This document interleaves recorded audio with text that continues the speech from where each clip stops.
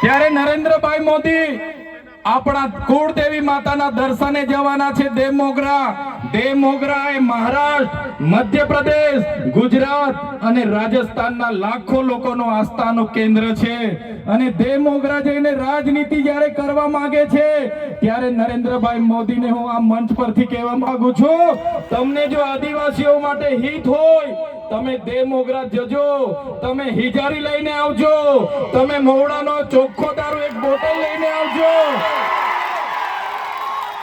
તમે એક મરઘો લઈને આવજો, એક બકરો લઈને આવજો, દર્શન કરીને એની પ્રસાદી કરીને તમે ત્યાં જ જમીને પછી જજો. ત્યારે અમે માનીશું કે તમે આદિવાસીઓના હિતે જ છો. તમે આદિવાસીઓ માટે આજ દિવસ સુધી તમે 24 વર્ષથી રાજનીતિમાં છો, આગળ મુખ્યમંત્રી હતા, હમણાં વડાપ્રધાન છો. આદિવાસીઓ આજે શિક્ષક માટે આંદોલન કરે છે, શાળા માટે આંદોલન કરે છે, નર્મદાના પાણી માટે આંદોલન કરે છે, પોતાની જમીનો બચાવવા આંદોલન કરે છે, જીએમડીસીઓ હટાવવા આંદોલન કરે છે, જીઆઈડીસીઓમાં રોજગાર માટે આંદોલન કરે છે. ત્યારે નરેન્દ્રભાઈ મોદીજીને કહેવા માંગુ છું, હવે અમે લડેંગે, જીતેંગે, જિંદાબાદ, મુર્દાબાદ, આવેદન નિવેદન કરવા માંગતા નથી. હવે અમે લડવા માંગતા નથી. હવે ધરણા પ્રદર્શન બંધ, હવે આંદોલન બંધ.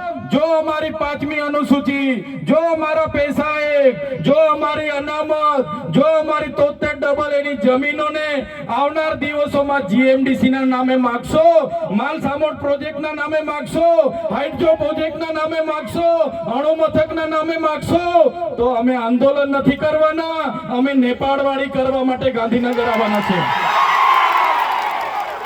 અમે નેપાળવાળી કરવા માટે ગાંધીનગર આવીશું. તે દિવસે તમારો ને અમારો સામનો થશે, તે દિવસે ખબર પડશે ઓરિજિનલ આદિવાસીઓ કોણ છે તે.